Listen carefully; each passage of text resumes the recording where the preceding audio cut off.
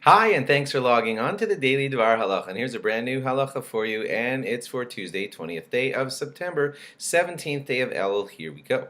Today, we're going to give you a couple more laws about Yom Kippur. There's a law called Tosfos Inui, which in plainer English means that, all those things you're not allowed to do on Yom Kippur, like not eat, not drink, not bathe yourself, not wear leather shoes, etc.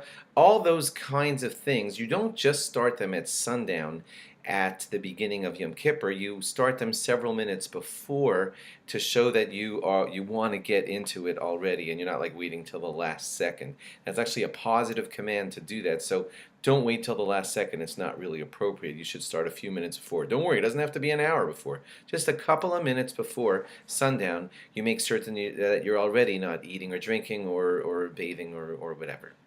When you're going to finish the meal, that's going to be right before Yom Kippur, you're not going to finish the meal like with 30 seconds to go. That would be really weird. So what you will probably do is finish it, let's say, 20 minutes before, and then you'll have a few other things that you might want to do. That magic drink of Gatorade that you liked, or the brushing of your teeth, or whatever kind of things you want to do. So it's a good idea, but right before you say Birkat Hamazon, or benching, right before you say it, make a statement and say officially, I'm not starting the fast yet. I'm going to bench and close out this meal, but I'm still going to do a few more things. It's better to do it that way. If you forgot, you're still fine. It's just more clear halachically if you took care of that by making that statement before you began the benching. What should the table look like for Yom Kippur? It should look like a Shabbos table, all set up in beautiful finery and all of that. And it's a fantastic idea for parents to bless their children sometime like before Yom Kippur starts. The gates of mercy are open, and you beg for all the good things for your children, and it's more apt to have it listened to at a time like that. So for sure you want to do that. Wherever you're going to be bowing in the shul, those bows of Yom Kippur, you should spread papers out on the floor, because we don't want to come in contact with the floor itself. That was bowing right down onto the floor is something that was only done in the temple itself when it stood, and we don't do that outside of the temple. So you should put your knees down and your head down on like a towel or something like that, or papers or anything of the sort. Kiddush Levana, that special prayer that we say for the new moon, that we do after Yom Kippur. And at the havdala, that's after Yom Kippur, if it's a Saturday night, which it isn't this year, but if it were, then the havdala would just look like a regular Saturday night havdala.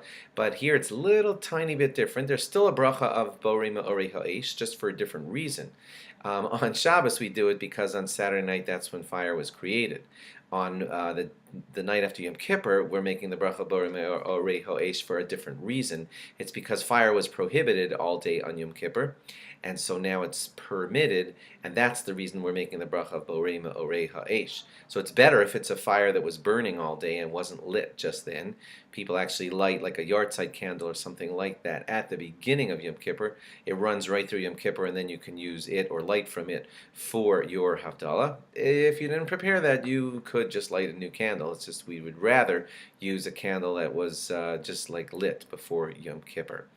With the meal that you have at the end of Yom Kippur, the mood, some people don't realize this. They might think the mood there is, oh my gosh, I'm so depressed, I'm so scared, I don't know if I was forgiven. That's not correct halachically.